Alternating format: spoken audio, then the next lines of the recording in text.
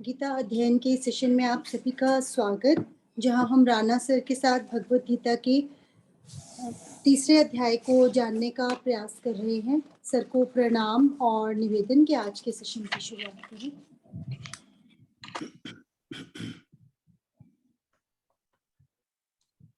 ओम वसुदेव सुतं देवं कंसचाणूरमर्दनं देवकी परमानंदं कृष्णं वंदे जगद्गुरुं। सभी को बहुत बहुत प्रणाम।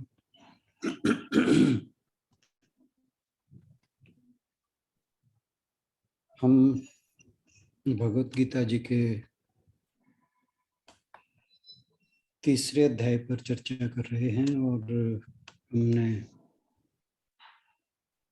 लास्ट टाइम जो श्लोक किया था वो था 34th, जिसमें भगवान जी ने कहा था कि हर एक इंद्रिय के अंदर राग द्वेष व्यवस्थित है। तो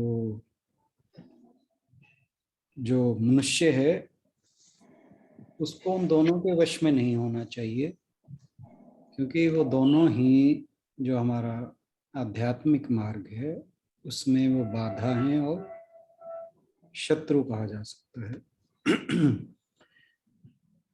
तो जो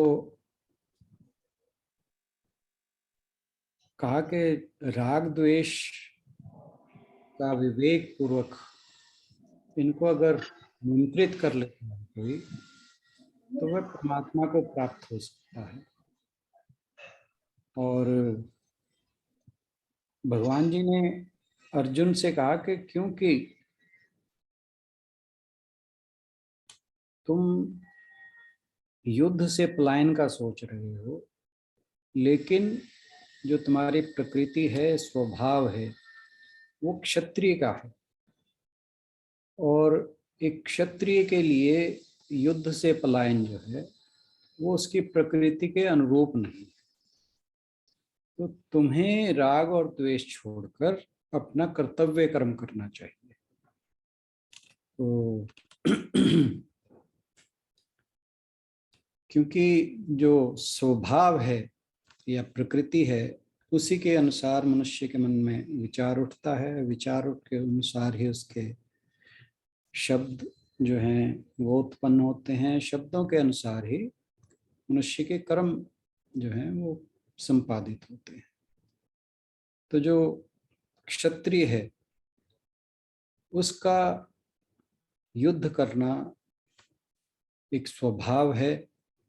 तो अगर वो युद्ध से पलायन करके संन्यास लेने की भी जैसे वो सोच रहा है, तो वहां जाकर भी उसका जो क्षात्र धर्म है, जो स्वभाव है, वो उस पर हावी रहेगा। तो इसीलिए भगवान जी कह रहे हैं कि तुम अपना जो स्वधर्म है या कर्तव्य कर्म है उसका पालन करो और राग द्वेष को छोड़कर उसका पालन करो। तो अब जब राग द्वेष की बात आती है तो एक प्रश्न उठता है कि जब अर्जुन युद्ध में पार्टिसिपेट कर भी लेता है तब राग द्वेषों से सामना तो उसका युद्ध में भी होगा। तो फिर यहाँ पर बात उठेगी, क्या उसे युद्ध करना चाहिए? तो उसके उत्तर में ऐसी कोई शंका अगर उठती है तो उसके उत्तर में भगवान जी जो आगे कहते हैं वो 35वां श्लोक है। आशुबेन रोध के जरा श्लोक पढ़। जी सर। श्रेयान् स्वधर्मो विगुणः परधर्मात् स्वनुतिष्ठितात्। श्रेयान् स्वधर्मो विगुणः परधर्मात् स्वनुतिष्ठितात्। स्वधर्मे निधनं श्रेयः परधर्मो भयावहः। श्रेयान अधिक श्रेयस्कर स्वनुष्ठितात् स्वनुतिश स्वनु स्वनुष्ठि त नहीं है बीच में। स्वनुष्ठितात् स्वनुष्ठितात् यस परधर्मात् स्वनुष्ठितात् यस श्रेयान अधिक श्रेयस्कर स्वधर्मः अपने नियत कर्म विगुणः दोष युक्त भी परधर्मात् अन्यों के लिए उल्लिखित कार्यों की अपेक्षा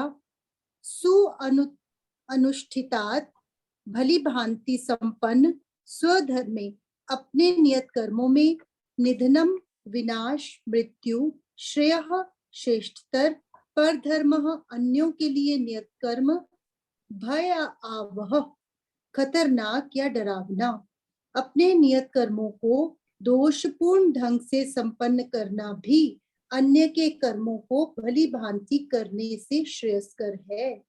स्वीय कर्मों को करते हुए मरना पराये कर्मों में प्रवृत्त होने की अपेक्षा श्रेष्ठतर है, क्योंकि अन्य किसी के मार्ग का अनुसरण भयावह होता है। जो हमारा समाज है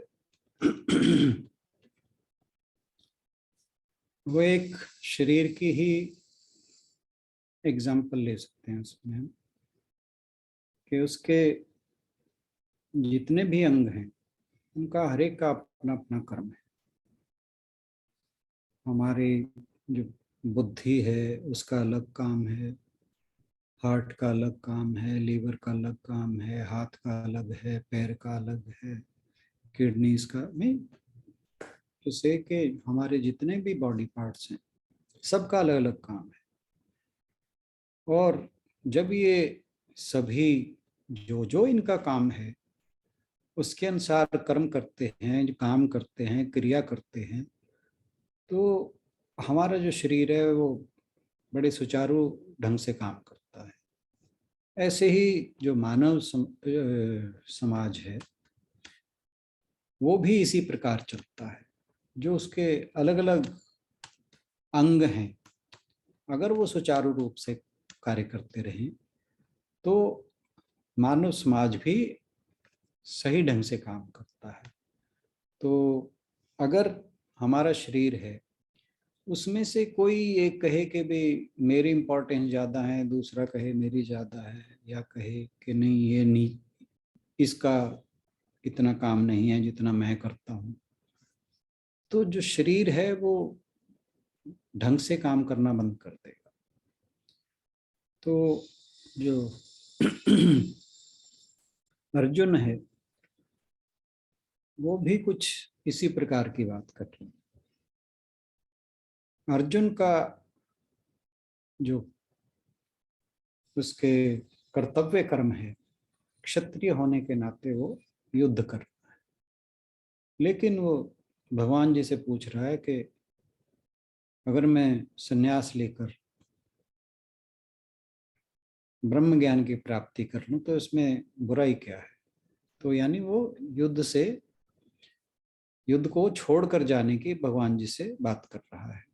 और भगवान जी इसका जो उत्तर देते हैं वो कहते हैं कि श्रेयान स्वधर्मो विगुणः परधर्मात् स्वनुष्ठितात्, कि अपना जो धर्म है अगर वो कहीं उसमें कमी भी है, अगर वो उतना अच्छा नहीं है, अगर वो यह भी मान लो कि उससे किसी प्रकार का दुख होता है, तो भी पराये धर्म से वो कहीं श्रेयस्कर है, कहीं सुखद है और कहीं श्रेष्ठ है। तो भगवान जी के जो यहाँ पर कहने का अभिप्राय है वो ये है कि जो ये सृष्टि है उसमें सभी जो भी सृष्टि के अंग हैं वो बिल्कुल हर कोई अपने अपने नियम से चल रहा है। अब सूर्य अगर सोचे कि मैं प्रकाश ना दूं, पृथ्वी सोचे कि मैं उड़ने लगूं वायु के समान। तो यानी वो अपना धर्म छोड़ के वायु का धर्म अपना रहे। सूर्य जो है वो प्रकाश उसका देना धर्म है, पर वो अंधकार का धर्म अपनाना चाह रहा है। तो ऐसे ही अगर अग्नि सोचे मैं जल के समान ठंडी हो जाऊं, जल सोचे मैं कि अग्नि के समान गर्म हो जाऊं, तो ये सृष्टि जो है एक किस्म से तबाह हो जाएगी। तो ये सृष्टि तभी चल रही है कि जो जो जिसका गुण धर्म है, जो जो जिसका स्वभाव है, वो उसी के अनुरूप कार्य कर रहा है। इसीलिए जो सृष्टि है वो सुचारू रूप से काम कर रही है। और इसलिए भगवान जी अर्जुन को कहते हैं कि हर एक को अपनी प्रकृति के अनुसार ही जाना है, क्योंकि तुम्हारी प्रकृति रजस गुण है, रासिक गुण से प्रभावित है, उसका जो उसके अंदर रासिक गुण की प्रबलता अधिक है। इसलिए तुम्हारा जीवन जो है वो क्रियाशील होना चाहिए, और अगर तुम उसके अनुसार नहीं चलोगे तो उससे हानि हो सकती है। तो जो मनुष्य की प्रकृति है, स्वभाव है, उसके अनुसार ही उसके कर्म होने चाहिए। अब यहाँ पर हम दो चीजें देख सकते हैं कि जैसे एक मनुष्य है, उसके लिए क्या क्या पॉसिबिलिटीज हो सकती हैं। एक तो ये कि वो अपने स्वभाव से चले, दूसरा वो स्वभाव से ना चले, यानी दूसरे के स्वभाव से चले। और दूसरी क्या है कि या एक तो वो धर्म का पालन करे, दूसरा वो धर्म का पालन ना करे। अब इसमें अगर इनको कंबाइन किया जाए तो सबसे अच्छी सिचुएशन कहाँ बैठती है? सबसे अच्छी सिचुएशन तब बैठती है कि अगर मनुष्य अपने स्वभाव के अनुसार धर्मानुकूल कार्य करे, क्योंकि बाकी सारे कॉम्बिनेशन जो हैं वो गलत बैठेंगे। मतलब दूसरे के स्वभाव के अनुसार धार्मिक कर्म करे तो वो भी अच्छा नहीं है, अपने स्वभाव के अनुसार अधर्म का काम करे वो भी अच्छा नहीं है, दूसरे के स्वभाव के अनुसार अधर्म का काम करे तो वो भी अच्छा नहीं है। तो इस प्रकार सबसे बेहतर जो रिजल्ट आएगा वो तभी आएगा जब उसका जो कर्म है वो स्वधर्म के अनुसार होते हुए और धर्मानुकूल हो। तो भगवान जी अर्जुन को यही कह रहे हैं, ये तो उन्हें पता है कि ये जो भी काम करेगा वो धर्मानुकूल होगा। तो अगर ये स्वधर्म के अनुसार करेगा, जो इसका कर्तव्य कर्म है उसके अनुसार करेगा, तो वो श्रेष्ठ फल देने वाला होगा।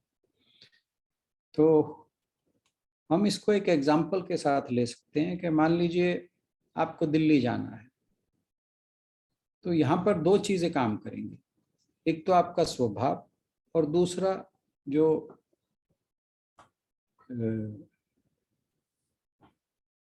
ट्रांसपोर्ट के या आने जाने के, या जिसे हम क्या बोलते हैं यातायात के जो नियम हैं, यानी जो भी रूल्स एंड रेगुलेशंस हमें फॉलो करने होते हैं, तो अगर उसके अनुसार चलेंगे तो वो हमारे लिए हितकर होगा। अब जैसे कोई हमें जो यातायात के नियम के अनुसार हम दिल्ली अगर जा रहे हैं तो हमें लेफ्ट साइड ड्राइव करना चाहिए, और दूसरा कि हमें अपनी लेन में चलना चाहिए। तो ये हमारे नियम है।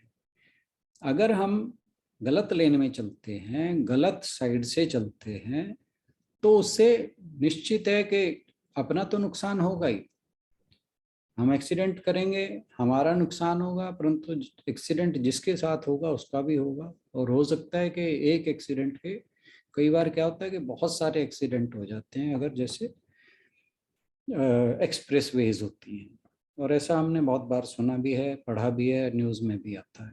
तो भगवान जी यही कह रहे हैं कि जो स्वधर्म है वो सबसे महत्वपूर्ण है, और वो स्वधर्म है क्या, आपका स्वभाव और धर्मानुकूल उसका निष्पादन, तो इसी को ही स्वधर्म कहा जाता है। अब जैसे एक कोई व्यक्ति व्यापारी है, तो उसको जो स्वधर्म है वो तो उसका हो गया व्यापार करना, लेकिन उसे धर्मानुकूल कार्य करना चाहिए। किसी को ज़्यादा लूटना नहीं चाहिए, किसी के साथ ज़्यादा जैसे हम कोई चीज़ बनाएं और उसको जो कस्टमर है उसे गलत चीज़ दे दें या बहुत अधिक दामों में दे दें, तो ये धर्म के अनुकूल नहीं होगा। इसी प्रकार अगर कोई जॉब कर रहा है, तो अपनी जॉब करते हुए जो उसका धर्म है उसके अनुसार अगर वो काम नहीं करता है, तो यानी जो उसे वहाँ पर जो उसकी प्रिस्क्राइब ड्यूटीज़ हैं वो अगर परफॉर्म नहीं करता है, तो वो स्वधर्म का पालन नहीं कर रहा है। और इसका मतलब है कि ये उसके लिए और उस संस्था के लिए हानि, जो भगवान जी ने यहाँ कहा है कि जो दूसरे का धर्म पालन करता है या स्वधर्म पालन नहीं करता है, इससे उसकी हानि होती है। तो और एक चीज और, जो अर्जुन है यहाँ पर, उसका स्वधर्म महत्वपूर्ण है, बेशक ये पूरी तरह से उसको लागू ना कर पाए। यानी दूसरे का धर्म, जैसे वो सन्यास की सोच रहा है, तो एक सन्यासी का धर्म अपनाने की अपेक्षा उसे अपना स्वधर्म पालन करना चाहिए। हालांकि उसमें कोई त्रुटि रह जाए कोई बात नहीं, वो त्रुटिपूर्ण स्वधर्म का पालन करना सन्यासी के धर्म को श्रेष्ठ तरीके से पालन करने से बहुत अच्छा है, उसके कंपैरिजन में ज्यादा अच्छा है। क्योंकि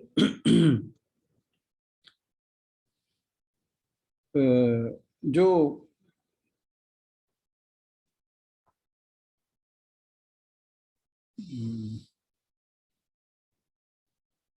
स्वधर्म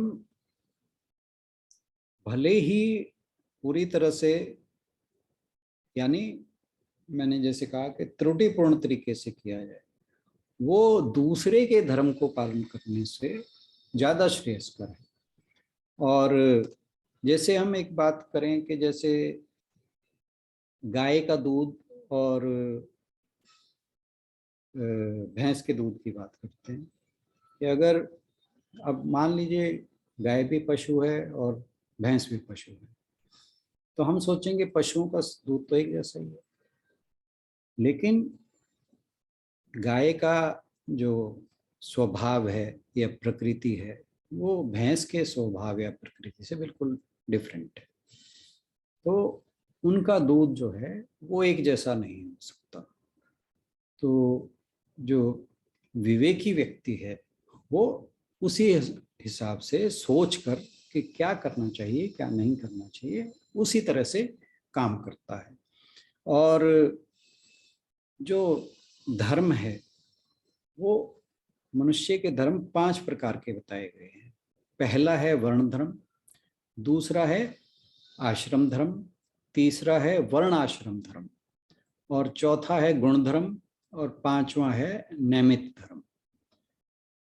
हालांकि जो आजकल की अगर हम बात की, ये बातें हमारे शास्त्रों में लिखी गई हैं, तो पुराने टाइम की बातें हैं। आजकल के जो टाइम्स हैं उनके अनुसार इनमें थोड़ी बहुत जो चेंजेस हैं वो टाइम के हिसाब से हुई हैं, इसमें कोई दो राय नहीं है। जैसे वर्ण धर्म है वो अब उस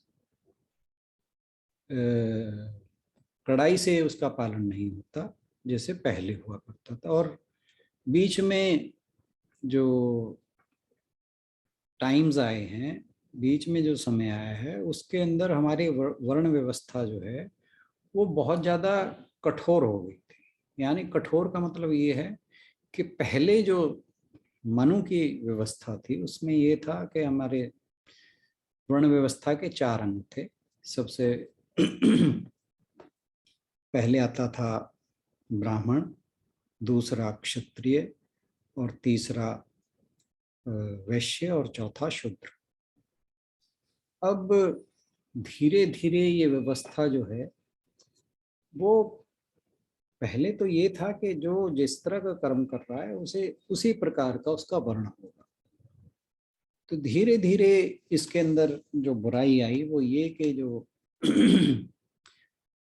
ये व्यवस्था कर्मों के अनुसार तय की गई थी, ये जन्म के अनुसार होने लगी कि ब्राह्मण का पुत्र ब्राह्मण होगा, चाहे उसे ब्रह्म का ज्ञान हो चाहे ना। क्षत्रिय का पुत्र क्षत्रिय होगा, चाहे उसे शास्त्र विद्या आती हो चाहे ना।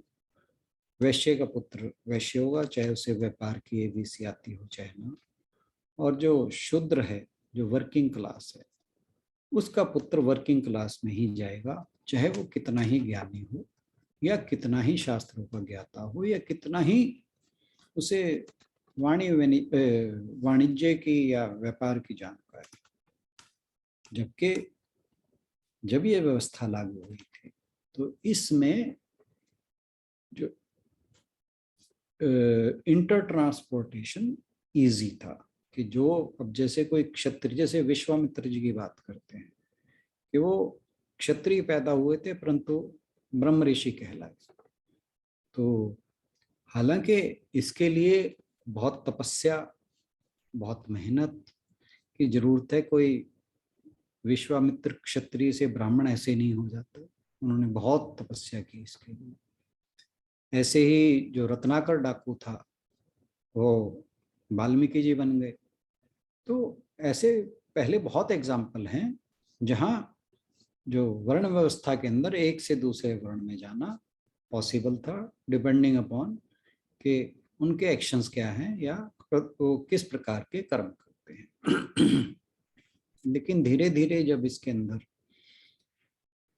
बुराइयां उपजती गई तो जो ये व्यवस्था थी वो कर्म के अनुसार ना होकर जन्म के अनुसार हो गई, जिसके कारण समाज में विद्वेष फैलने लगा और तरह तरह की बुराइयां उत्पन्न हुई। फिर इसी प्रकार था आश्रम धर्म। आश्रम का मतलब ये है कि हमारे शास्त्रों में जीवन को, पूरे व्यक्ति के पूरे जीवन को 4 भागों में बांटा गया था, जिसमें पहला था ब्रह्मचारी आश्रम, दूसरा था गृहस्थाश्रम, तीसरा था वानप्रस्थ आश्रम और चौथा था संन्यास आश्रम। तो उनके अलग अलग कर्तव्य कर्म थे। जो बालक था वो पहले शिक्षा के लिए गुरुकुल में जाता था, वहाँ वह ब्रह्मचर्य व्रत का पालन करता था, इसलिए उसे ब्रह्मचर्य आश्रम कहा गया।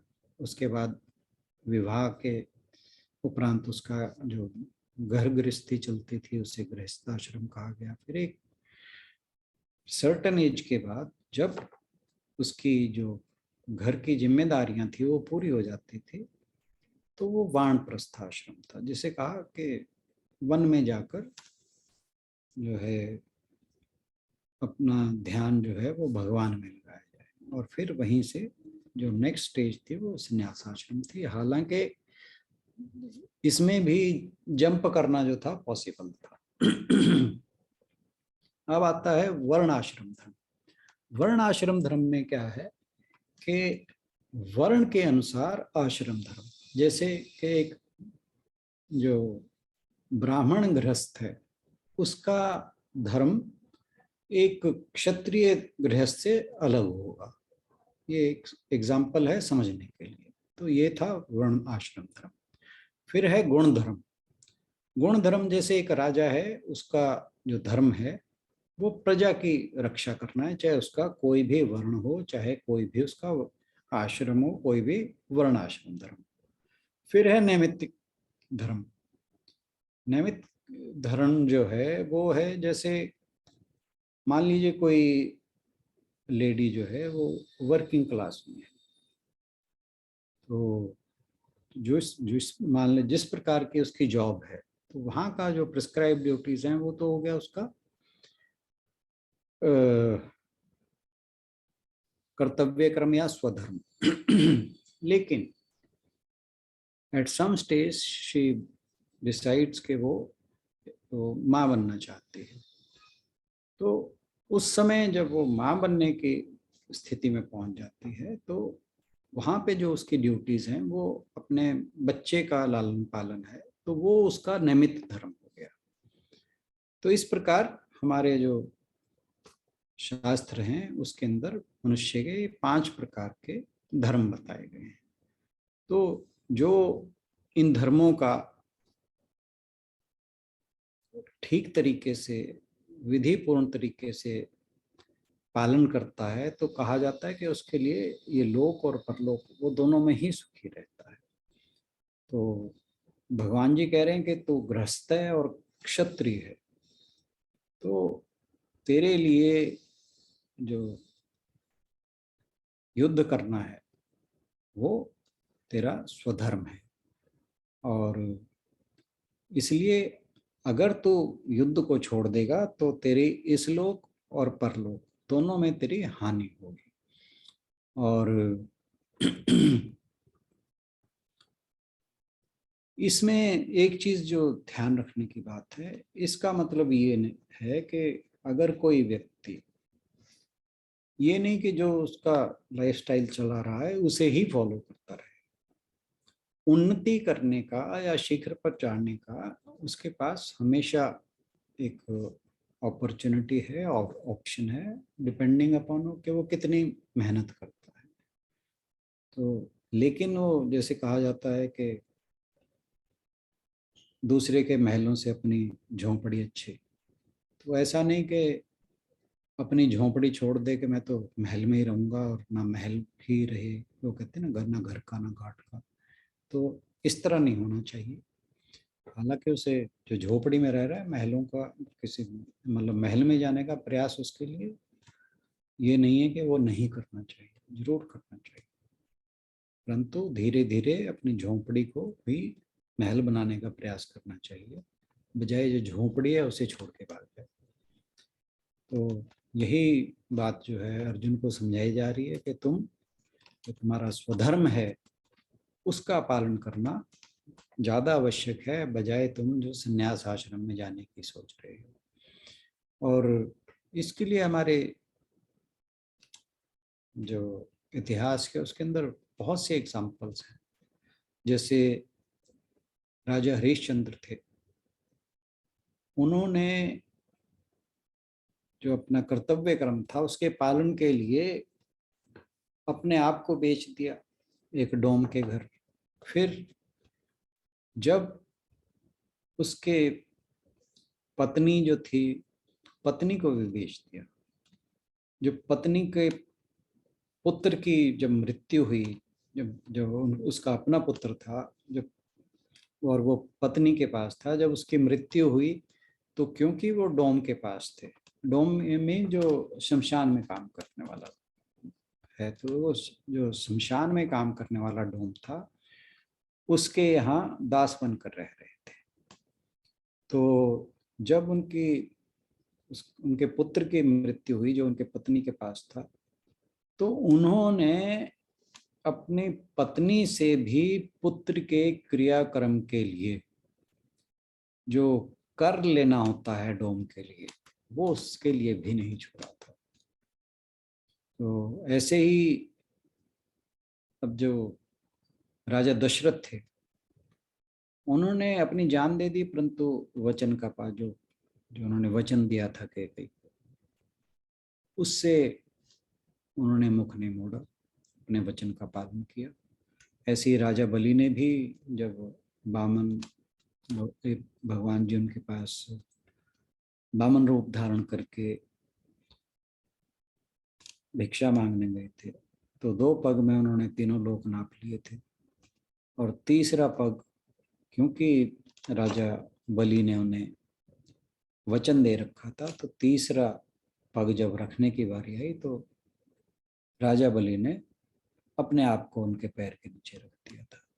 तो ऐसे मतलब बहुत एग्जाम्पल हैं जब लोगों ने अपना स्वधर्म पालन करने के लिए अपना सब कुछ त्याग दिया। सब तरह के दुख सहे।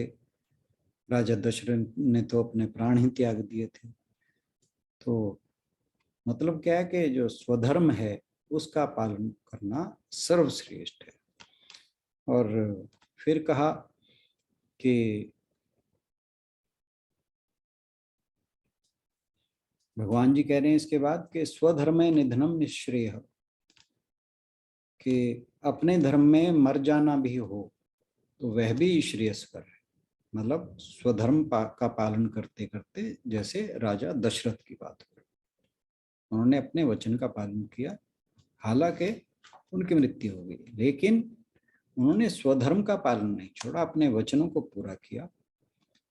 और पूरी दुनिया में आज भी उनका इस बात को लेकर नाम होता है कि उन्होंने अपना, वो कहते हैं ना, रघुकुल रीत सदा चली आई, प्राण जाए पर वचन ना जाए। उन्होंने अपने जो स्वधर्म था उसका पालन नहीं छोड़ा। और कहते हैं कि अपने धर्म का पालन करना श्रेष्ठ क्यों है, बेशक उसमें मृत्यु हो जाए, क्योंकि क्या है कि जो व्यक्ति स्वधर्म का पालन करता है उसकी जो ब्रेन है उसी हिसाब से काम करने लगता है। उसके आने वाले जो संतानें हैं वो भी, अब जैसे कोई संगीत में प्रवीण है तो बहुधा देखा जाता है कि उसका जो पुत्र या पुत्री होगी वो भी संगीत में प्रवीण ही होगी। बहुत से एग्जाम्पल है हमारे सामने, जैसे जो सितार वादक थे रविशंकर जी, उनकी पुत्री अनुष्का शंकर, वो उनके बराबर के ही सितार वादक हैं। तो वो ये कि वो जीन जो हैं वो ट्रांसफर होते हैं। तो जैसे कोई योद्धा है, जैसे अब इन्हीं को ले लें अगर हम, अर्जुन को, तो इनके पुत्र जो थे अभिमन्यु, बहुत थोड़े टाइम के लिए लड़े परंतु उनका इतिहास में नाम है। तो इस तरह से अगर स्वधर्म का पालन करता है कोई तो उसके जो आने वाली संतानें हैं वो भी श्रेष्ठ जो हैं होती हैं, और उसी प्रकार का जो उनका स्वधर्म है जो आगे वो ट्रांसफर होता है, या उसी प्रकार का उनका भी जो स्वभाव है वो उसी अनुरूप ही बनता है जैसे उनके पूर्वज रहे हैं। और कहा कि पर धर्मो भयावह, तो इसका मतलब कि जो दूसरे का धर्म अगर पालन करते हैं तो वो भयावह है, यानी वो हितकारी नहीं है, हानिकारक है, या ये कहिए कि वो अधोगति को ले जाने वाला है, पतन की ओर ले जाने वाला है। क्योंकि कोई कितनी मर्जी कोशिश करे अपने स्वभाव को नहीं बदल सकता। जो ऊपरी आवरण है उसे चेंज किया जा सकता है, परंतु जो इनर सेल्फ है, इनर सेल्फ मतलब जो स्वभाव की बात हो रही है यहाँ पे, ना के कैपिटल एस वाले सेल्फ की बात हो रही है, वो चेंज नहीं होती। तो जैसे कहा जाता है कि अगर अपनी मंजिल पर जाना है तो दूसरे के रास्ते से फॉलो करके अपनी मंजिल की ओर नहीं जाया जा सकता। अपनी मंजिल पे जाने के लिए अपना ही रास्ता फॉलो करना पड़ता है। अगर दूसरे का रास्ता फॉलो करेंगे तो मंजिल अपनी नहीं दूसरे की होगी। और दूसरे के रास्ते को फॉलो करने से बेटर है कि मनुष्य अपना रास्ता फॉलो करते हुए मंजिल तक ना भी पहुंचे तब भी कोई बात नहीं, क्योंकि किसी न किसी समय अगर वो भटक जाता है तो भूल सुधार कर अपनी मंजिल की ओर फिर से जा सकता है। और दूसरी चीज ये कि जब कोई व्यक्ति अपना धर्म छोड़ता है उसका असर दूसरों पर पड़ता है। इसकी एक एग्जांपल ले सकते हैं हम, कि जैसे आप गाड़ी से मान लीजिए कहीं जा रहे हो और रास्ते में ट्रैफिक लाइट है, रेड सिग्नल है। आपने बहुत टाइम देखा होगा कि अगर रेड सिग्नल पर कोई व्यक्ति अपनी गाड़ी को पार कर जाता है कि मान लो कोई दूसरी साइड से आ जा नहीं रहा और वो रेड सिग्नल जंप कर जाता है। तो ऐसा बहुत देखने में आता है और हम सब ने देखा है, आपने भी देखा होगा कि जब वो एक व्यक्ति जंप करता है तो उसके पीछे सारे ही रेड लाइट को जंप कर देते हैं, वो भेड़ चाल की तरह चलते हैं। तो अपना जो स्वधर्म छोड़ने का जो नुकसान है वो ये है कि जो दूसरे हैं वो भी फिर स्वधर्म का पालन करना छोड़ देते हैं। तो इसलिए भगवान जी अर्जुन को कह रहे हैं कि तो अगर युद्ध नहीं करेगा तो वो तेरे लिए हानिकारक होगा। इसमें एक कहानी है छोटी सी, वो काफी रेलेवेंट है कि एक व्यक्ति है, वो काफी संपन्न व्यक्ति है, अच्छा खासा उसका घर बार है। उसने अपने घर की सिक्योरिटी के लिए एक वॉचमैन रखा हुआ है। वॉचमैन बड़ा वफादार है और काफी परिवार के क्लोज है। तो एक बार जो व्यक्ति है जिसकी बात हम कर रहे हैं, जो संपन्न व्यक्ति है, उसे विदेश जाना होता है।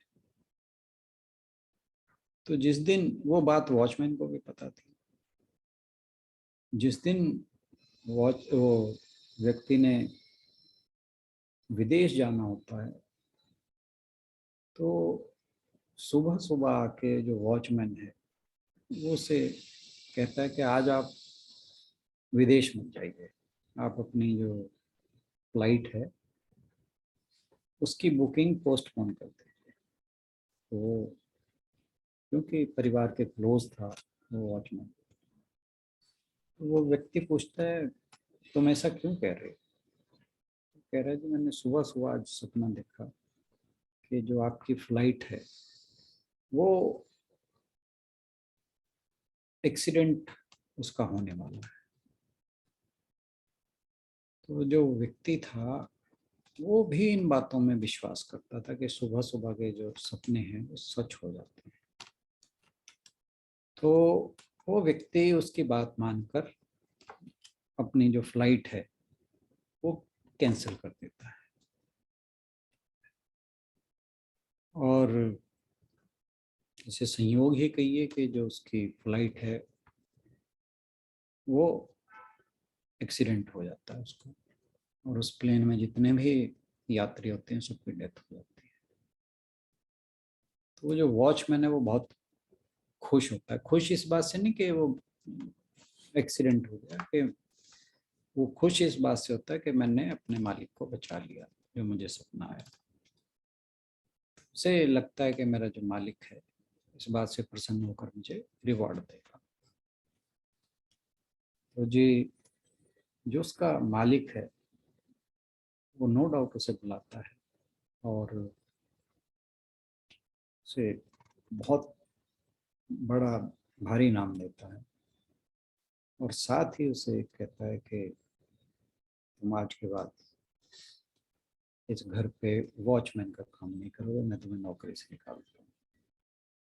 वो बहुत सरप्राइज होता है, बहुत आश्चर्यचकित होता है कि मैंने तो अपने मालिक की जान बचाई है और ये मुझे नौकरी से क्यों निकाल, नो डाउट इसने मेरे को वो अच्छा रिवॉर्ड दिया, नौकरी से क्यों निकाल रहा है। तो वो व्यक्ति उसे कहता है, वो पूछता है अपने मालिक से कि मालिक आप मुझे नौकरी से क्यों निकाल रहे हो? कह रहा है जो तेरा काम था वो रात को जागकर पहरेदारी करना था, तुम सोए तो इसका मतलब ये है कि तुमने अपने धर्म का पालन नहीं किया, तुम्हें सपना तभी आया जब तुमने सोए हो, तो इसलिए तुमने अपने स्वधर्म का पालन नहीं किया। नो डाउट तुमने मुझे बचाया, उसके लिए मैंने तुम्हें इनाम दिया, पर तुम इस लायक नहीं हो कि तुम्हें वॉचमैन के लिए नौकरी पर रखा जाए। तो यही बात है कि जो स्वधर्म है वो परधर्म से कहीं श्रेष्ठ है, यही बात भगवान जी बताना चाह रहे हैं। और भगवान जी कहते हैं कि अगर तो अपने धर्म का पालन नहीं करेगा, युद्ध नहीं करेगा, तो इससे तुझे पाप लगेगा, इससे तेरी हानि होगी, इस लोक में भी और परलोक में भी, दोनों जगह तेरा नुकसान होगा। आज के लिए इतना ही। बहुत बहुत धन्यवाद। धन्यवाद राणा सर। बहुत ही अच्छे तरीके से आज आपने हमें वर्ण धर्मों के बारे में और आश्रमों के बारे में भी समझाया।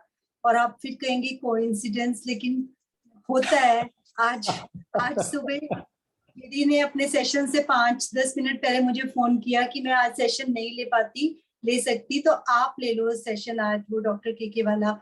उसमें श्लोक नंबर 3.34 में यही वर्णों के बारे में ही बात करनी थी हमने वहां पे भी। और मेरे मन में ये था कि मैं राणा सर से बोलती हूँ आप ले लो आज श्लोक, पर मुझे लगा मैं अब बर्डन नहीं करना चाहती थी कि एकदम से बोलूंगी तो वो कुछ और होगा। अगर मुझे पता होता है वही सब इसमें आना है तो मैं आपको ही शायद बोलती। पर तो वो शायद और उस समय मन में शायद यही आ रहा था कि क्लियर नहीं हो रहा, और सबको क्यूरियोसिटी भी बहुत थी इस बारे में जानने की। तो मैं आज होपफुली ये वाला वीडियो शेयर करूंगी ताकि सबके डाउट्स दूर हो सके। थैंक यू सो मच, आपने बहुत ही अच्छे से आज एक्सप्लेन किया है पूरे श्लोक को। यदि कोई आज के श्लोक के बारे में कुछ बात करना चाहे तो जरूर अपनी बात रख सकते हैं। आप अगर आज मुझे सुबह कहते कि विश उधर श्लोक ले लो, तो शायद मैं इस स्थिति में था नहीं कि मैं उधर श्लोक ले पाता। आज लग रहा है आपकी हेल्थ, हाँ जी, मेरी चेहरे से पता चल रहा है कि जबरदस्ती बैठी हूँ मैं। नहीं, जबरदस्ती नहीं, जबरदस्ती तो नहीं, मैं पर करता ही नहीं। ठीक नहीं लग रही है। नहीं, अब मैं बेटर हूँ, काफी बेटर हूँ। सुबह बेटर था, पर इस हालत में नहीं था कि मैं सुबह अगर क्लास, मुझे आप कहते कि कहीं कोई सेशन ले लो, तो मैं उस अवस्था में नहीं था।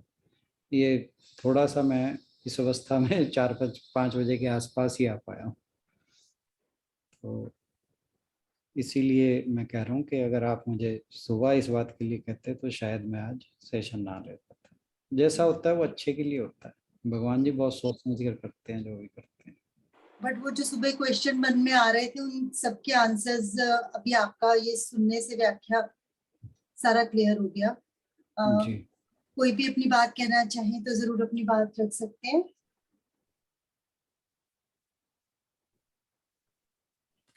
आजकल गीतांजलि बहन नहीं आ रही, कहीं लग रहा है बाहर गए, हाँ जी बाहर बाहर गए। गए, हाँ जी, आजकल वेकेशंस है ना, तो या तो छुट्टियां बाहर चल रही हैं।